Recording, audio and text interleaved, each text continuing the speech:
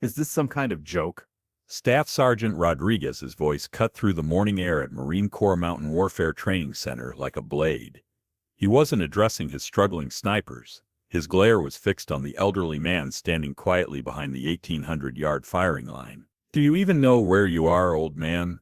Miguel Mickey Santos, 81 years old, dressed in worn Carhartt work pants and a faded flannel shirt, didn't react to the hostility.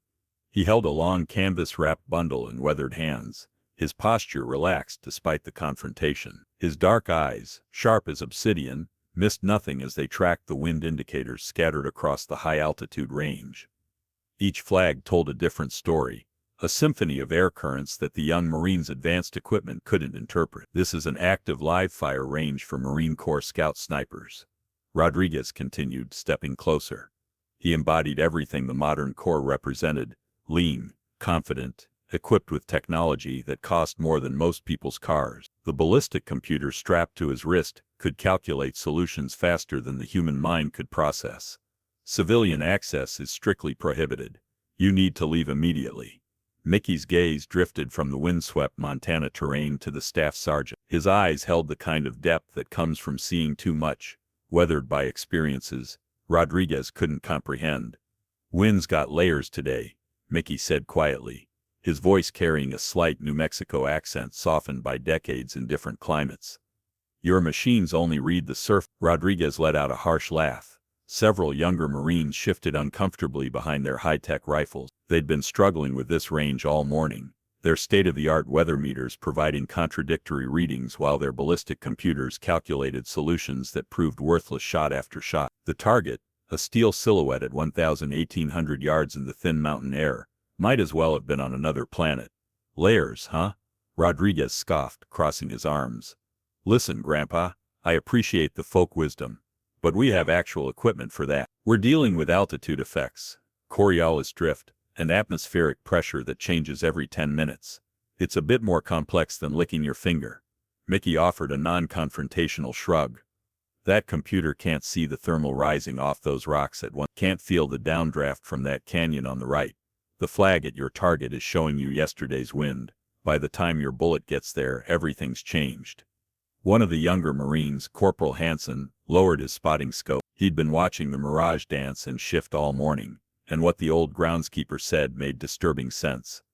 The heat waves were flowing in completely different patterns at different ranges, creating invisible rivers of air that no instrument could map in real time. But he wouldn't dare voice that observation. Not to Staff Sergeant Rodriguez. Rodriguez's face tightened with wounded pride. This old maintenance worker, he'd seen him trimming vegetation around the training facilities, was lecturing him on precision shooting. "And I suppose you could do better?" Rodriguez challenged, his voice dripping with sarcasm. He gestured at the bundle in Mickey's hands. "What have you got there anyway?" "Your grandfather's deer rifle." Slowly, deliberately, Mickey began to unwrap the canvas bundle. What emerged wasn't a modern tactical rifle with carbon fiber furniture and an adjustable chassis.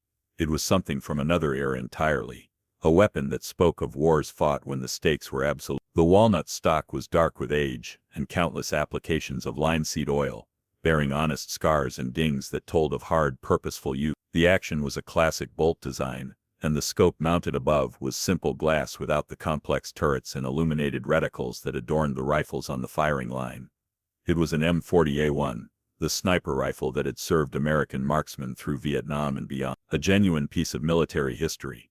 The Marines stared in fascination. Most had only seen such rifles in museums or historical displays. To see one here, in the hands of this unassuming groundskeeper, was surreal. Rodriguez let out a disbelieving chuckle. "You cannot be serious. That antique probably can't even reach the target, let alone hit it. The throat erosion alone would make it worthless for precision work." He pointed at a particularly deep gouge in the rifle's stock, near the action. "Look at this thing. It belongs in a display case, not on a firing line. You're going to hurt yourself with that relic." The moment Rodriguez's finger touched the worn wood, Mickey's world shifted. The blazing Montana sun dissolved, replaced by the suffocating humidity of a Vietnamese highland. He was no longer 81 but 21 years old, lying in a hastily constructed hide overlooking a contested valley. The same rifle, then new and proud, rested against sandbags. The gouge Rodriguez had mocked was fresh, shrapnel from a mortar round that had bracketed his position moments before. Through that same simple scope, he watched enemy soldiers moving through the tree line below, preparing to assault his company's phybase. His spotter's voice echoed across the decades. "Easy, Mickey. Make it count, hermano. Our boys are counting on us." The memory ended with the sharp crack of the M40, its report echoing off the jungle canopy. Back on the modern range, Mickey's eyes refocused on Rodriguez. The staff sergeant was still talking, still mocking, but his words seemed to come from very far away. Corporal Hansen watched the entire exchange with growing unease. He was a good Marine who respected the chain of command, but he also respected his elders. Something about the staff sergeant's blatant disrespect felt fundamentally wrong. More than that, there was something familiar about the old man. Hansen had seen him around the base for years, always quiet, always keeping to himself, but he'd also heard whispers from the older NCOs at the armory. Legends about the quiet groundskeeper who used to be somebody special. "I'm not going to ask again, sir," Rodriguez continued, his voice hardening. "This is a restricted area. You're a civilian creating a safety hazard." Hansen knew he had to act. He couldn't directly confront his staff sergeant, but he could make a call that might prevent a serious mistake. "Staff sergeant," he said, standing up from his shooting position. "My scope's parallax is way off. Think the elevation got knocked loose during transport. Request permission to take it to the armory for adjustment." Rodriguez, frustrated and distracted by the confrontation, waved a dismissive hand. "Fine, just get it fixed fast. We're not leaving this range until somebody hits that target." Hansen grabbed his optic and jogged away from the firing line, his heart pounding with purpose. Instead of heading to the repair shop, he ducked behind a line of tactical vehicles and pulled out his phone, scrolling to a number he hoped would answer. The phone rang twice before a gravelly voice picked up. "Armory. Master Gunnery Sergeant Chen speak." "Master Guns, this is Corporal Hansen from Weapons Company. I need to ask you something urgent." "What's the situation, Hansen?" "I'm out at High Country Range with Staff Sergeant Rodriguez's scout sniper team. There's an elderly gentleman here, one of the groundskeepers. Staff Sergeant Rodriguez is about to have him detained for trespassing." There was a pause on the other end. The quiet guy with the slight limp, always working around the base. "That's him, Master Guns. But here's the thing, he brought an old sniper rifle with him, an M40 from Vietnam-era, and the staff sergeant called him Mickey Santos." The silence on the other end was sudden and absolute. When Master Gunnery Sergeant Chen spoke again, his voice was completely different. Tight, urgent, and stripped of all casual conversation. "Son, did you say Mickey Santos at High Country Range right now?" "Yes, Master Guns. Listen carefully. Do not, under any circumstances, let Staff Sergeant Rodriguez lay a hand on that man. Do whatever you have to do to keep them separated. I'm making a call that's going to change everything." The line went dead, leaving Hansen with the distinct feeling that he had just lit a very short fuse on a very large explosive. 5 miles away, in the command center of the Mountain Warfare Training Center, Colonel Patricia Valdez was reviewing training schedules when her aide rushed in without knocking.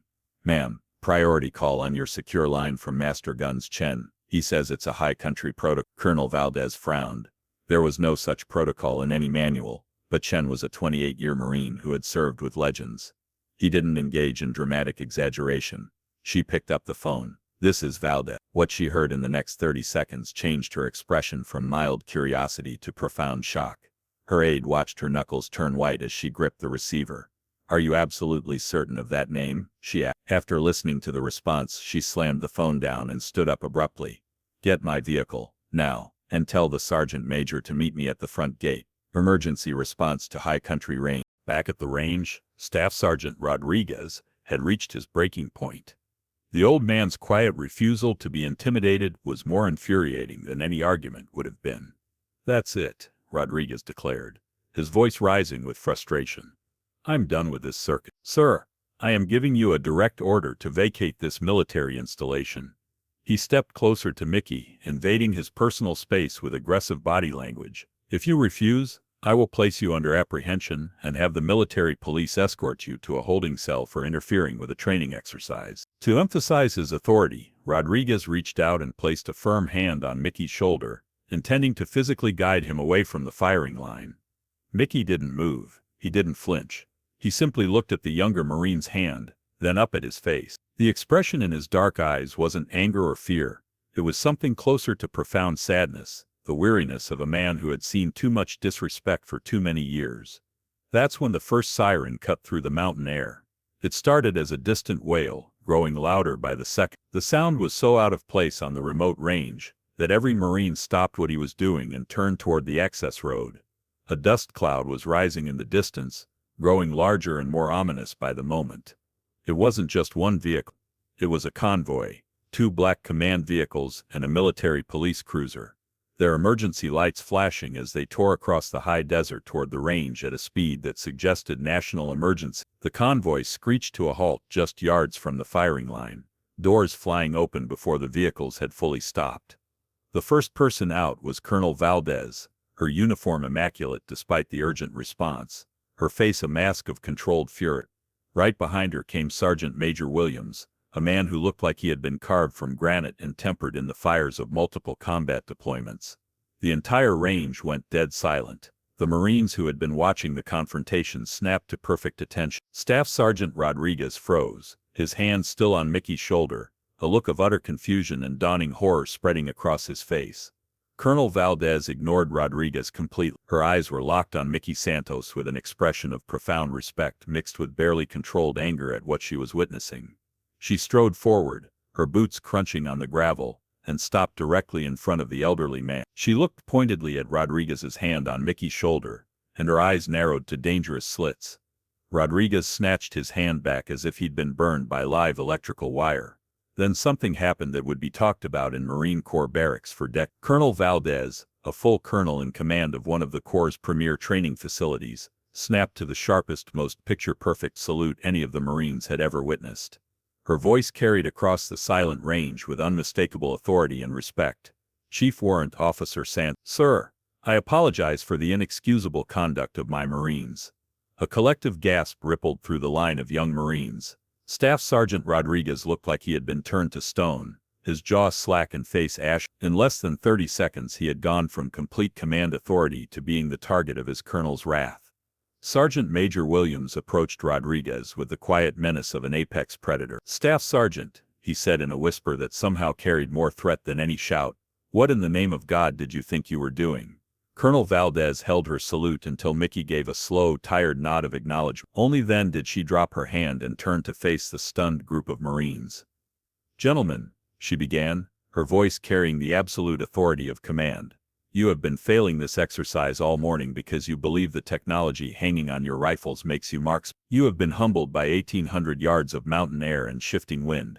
She gestured toward Mickey. And in your frustration, your leader chose to direct his disrespect toward a man whose combat boots he is not worthy to clean. The colonel's voice rose, ensuring every word carried across the range.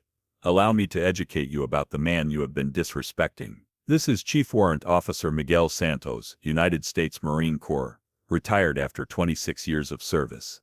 She paused, letting the rank sink in. Chief Warrant Officer, a position that commanded respect from every Marine present. Chief Santos served 4 tours in Vietnam with 3rd Reconnaissance Battalion. He participated in Operations Prairie Fire, Commando Hunt and Daniel Boone, conducting classified cross-border missions into Cambodia and Laos. The legendary operation names hung in the air like thunder. Every Marine present knew those names from their history classes, but to hear them attached to the man they'd been mocking was surreal. In 1970, during Operation Tailwind, Chief Santos held overwatch for a Special Operations Group extraction under impossible conditions. For 14 hours, while surrounded by 2 battalions of North Vietnamese regulars, his precision fire prevented enemy forces from overrunning the landing zone until reinforcements arrived. Colonel Valdez consulted her tablet, though it was clear she was reading from memory. He was awarded the Navy Cross for Extraordinary Heroism in Action, the Silver Star for Gallantry, and the Bronze Star with V device for Valor. She looked directly at Rodriguez, whose face had gone pale. And one more thing, Staff Sergeant. In 1985, Chief Santos established the high-altitude precision shooting curriculum that every Marine sniper since has trained under. The wind reading techniques you failed to apply this morning were developed by the man you just called a trespass. Colonel Valdez finally lowered her tablet and turned her glacial stare on Rodriguez. Her voice wasn't loud. It didn't need to be. Each word carried the weight of absolute authority. Staff Sergeant, you mocked his rifle. That rifle has more combat experience than your entire company combined. You mocked his knowledge. That knowledge was earned in places you can't imagine, fighting for the freedom that gives you the privilege to wear that uniform. Mickey Santos stepped forward, his weathered hand gently touching the colonel's starched sleeve. "Colonel," he said quietly, his voice carrying the soft authority of someone who'd earned the right to speak. "The boy's young. We were all young once." He turned to face Rodriguez, and there was no anger in his dark eyes, only the deep, patient wisdom that comes from surviving what most people couldn't imagine. "Son," Mickey said, his voice gentle but clear enough for everyone to hear. "This rifle, this scope, they're not about the technology, they're about reading what nature is telling you. Respect for the environment, respect for your mission, and most of all respect for the Marines who depend on you to understand both." As his hand rested on the scarred M40, another memory surfaced with crystal clarity. Firebase Alpha, his spotter Carlos bleeding out from mortar shrapnel while enemy snipers closed in on their position. The scope had been damaged, its housing cracked, but Mickey had kept shooting, kept the perimeter secure, kept his brothers alive. Carlos's last words echoed across the decades. "You read the wind, Mickey. You kept the faith." "A steady hand and a clear eye," Mickey continued, tapping his chest. "They don't come from a computer. They come from here. And from here," he tapped his temple. "The Marine reads the conditions, not the other way around." Colonel Valdez watched this exchange with something approaching awe. In 25 years of military service, she'd rarely seen such grace in the face of humiliation, such wisdom in response to ignorance. "Chief Santos," she said formally, "would you honor us by demonstrating what precision shooting really means?" Mickey nodded slowly, and walked to the vacant firing position. The crowd of Marines, including a deeply humbled Rodriguez, formed a silent semicircle behind the firing line. The range had been cleared except for Mickey, giving him the stage he'd never asked for but clearly deserved. He settled behind the M40 as if he were coming home. No dramatic adjustments, no calculated preparations, just the smooth, practiced ritual of a master craftsman approaching his work. The rifle seemed to melt into his shoulder, his breathing slowed to the rhythm of someone who'd learned to find calm in chaos. The vintage scope, scratched and scarred but lovingly maintained, showed him a target that existed not just as steel and paint, but as a problem to be solved with 50 years of accumulated knowledge. Mickey made a few simple adjustments to his scope, confident corrections based on a lifetime of reading conditions that no computer could calculate quickly enough to matter. The shot came as naturally as breathing. The crack of the M40 echoed across the valley, followed by a silence so complete it seemed to press against the eardrums. Every Marine present held their breath, waiting for the target display to register the impact. When the steel target rang clearly across 1,800 yards of mountain air, the silence broke with a roar that could be heard across the entire training center. Perfect hit, and Mickey Santos had just demonstrated why legends become legends. The thunderous applause that erupted from hundreds of Marines was more than appreciation for exceptional marksmanship. It was recognition of something larger, the moment when legend became reality, when history walked among them and proved that some things transcend time and technology. Mickey slowly rose from his shooting position, the M40 cradled in his arms like something sacred. He looked around at the sea of young faces, all staring at him with a mixture of awe and newfound respect that he'd never sought but had certainly earned. Sergeant Major Williams approached Rodriguez with barely contained fury. "Staff Sergeant," he said in a voice that could cut steel, "you have 30 seconds to explain how you nearly detained a Medal of Honor nominee." Rodriguez's face went ashen. "Medal of Honor nominee, Sergeant Major?" Colonel Valdez consulted her secure tablet, reading from files that most of the Marines present didn't have clearance to access. "The nomination is still classified, but Chief Santos's actions during Operation Tailwind prevented the overrun of 3 Special Operations Group positions and saved an estimated 50 American lives." She looked directly at Rodriguez. "For 30 years since his retirement, he's worked quietly on this base, maintaining the grounds where young Marines like you train for the conflicts he hoped you'd never face. He never asked for recognition. He never demanded respect. He just served." Mickey gestured toward the maintenance truck that still sat behind the firing line, its humble presence now seeming almost surreal. 40 years ago, when I retired from the Corps, base commander offered me a choice: pension and civilian life, or stay on base doing whatever work needed doing. Said there'd always be a place here for Marines who'd given everything. He looked around at the assembled crowd, figured keeping the place ready was a way to keep serving. Never expected to be back on the firing line. Rodriguez stepped forward, his earlier arrogance completely gone. "Chief Santos, sir, I owe you a profound apology. I said terrible things, made assumptions based on ignorance. You saw what your experience told you to see," Mickey corrected gently. "That's natural, but survival often depends on seeing beyond assumption." In the jungle, the most dangerous enemy was often the one who looked harmless. Over the following weeks, Mickey began working with Rodriguez and other young Marines who sought him out. His lessons went far beyond marksmanship. He taught them patience, observation, the importance of respecting not just their equipment, but the environment that would ultimately determine their success or failure. "This rifle," Mickey would say, holding up the scarred M40, "brought me home from places that took too many good Marines. I've maintained it, respected it, treated it like family because it earned that respect through service."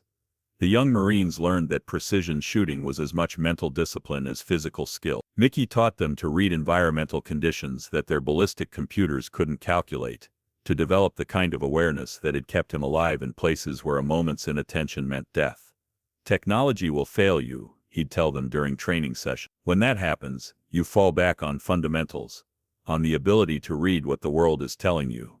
3 months after the incident that had changed everything, Rodriguez approached Mickey with a request that showed how profoundly the experience had transformed him. "Chief Santos," Rodriguez said, his voice carefully respectful, "I know I don't deserve to ask, but would you consider being my mentor? Not just for shooting, for everything, how to be the kind of Marine you are." Mickey studied the young man for a long moment. The arrogance was gone, replaced by genuine humility and hunger to learn. It was the kind of transformation that gave an old Marine hope for the future.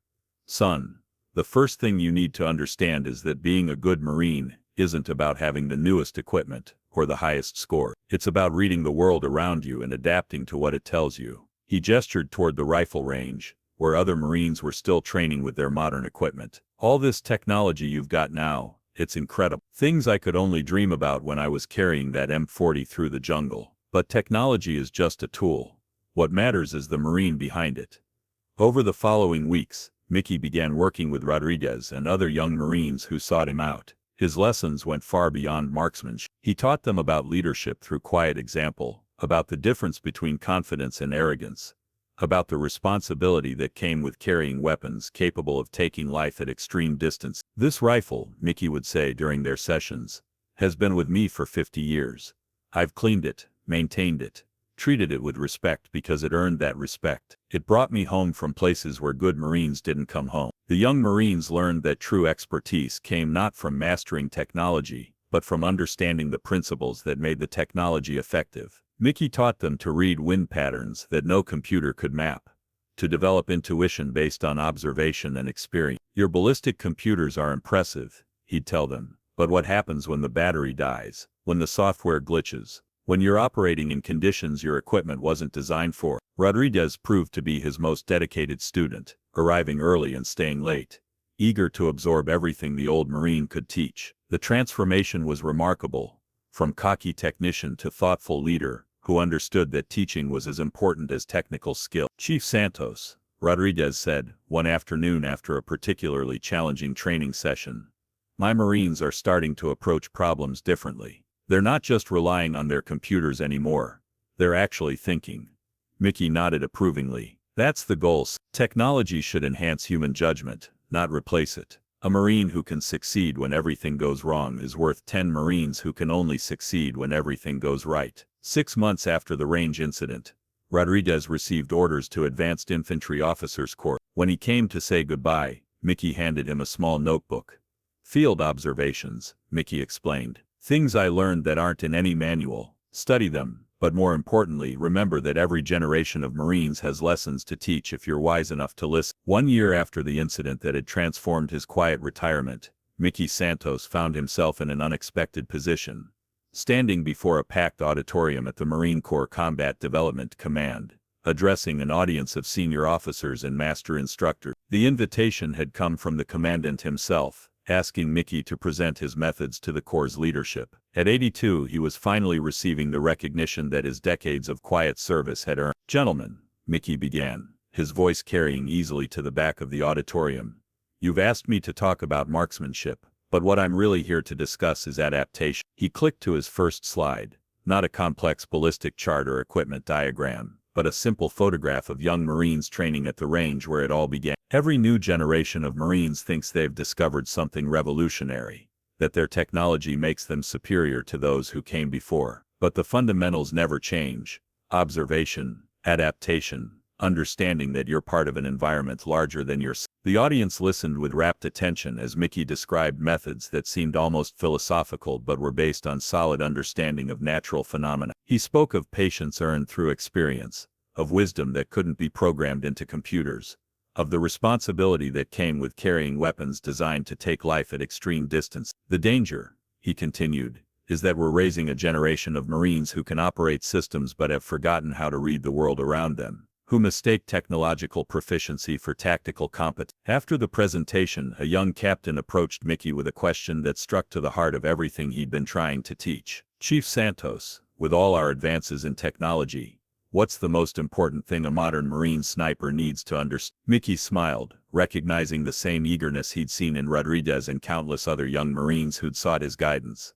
"Son, the most important thing any Marine needs to understand is that nature doesn't care about your equipment. Wind, temperature, humidity, altitude, they follow their own rules. Your job isn't to control them, it's to read them and adapt accordingly." He paused, looking around the auditorium at faces representing the future of Marine Corps leadership. "I spent 26 years in uniform, and 30 years serving Marines in other ways. The proudest moment of my career wasn't any shot I made or any record I set. It was watching young Marines like Staff Sergeant Rodriguez learn what it really means to be part of something larger than themselves." The standing ovation lasted nearly 10 minutes. 6 months later, the Santos Environmental Reading Protocol had been officially integrated into Marine Corps advanced marksmanship programs. Mickey found himself busier in his 80s than he'd been in decades, traveling between bases to train instructors who would carry his wisdom to the next generation. But perhaps his greatest satisfaction came from the quiet moments, when former students would visit, now seasoned Marines themselves, to share stories of how his lessons had guided them through their own challenges and helped them become the kind of leaders the Corps needed. 2 years after the confrontation that had transformed his retirement, Mickey Santos sat in his small garden behind his modest house near the training center, watching the sunset paint the Montana sky in shades of gold and crimson. At 83, he had officially retired from his retirement, his legacy secure in the hands of Marines who would carry his wisdom forward. The ceremony honoring his contribution to Marine Corps training had been simple but moving, exactly what Mickey had requested. No media coverage, no elaborate presentations, just a gathering of Marines who understood what he represented.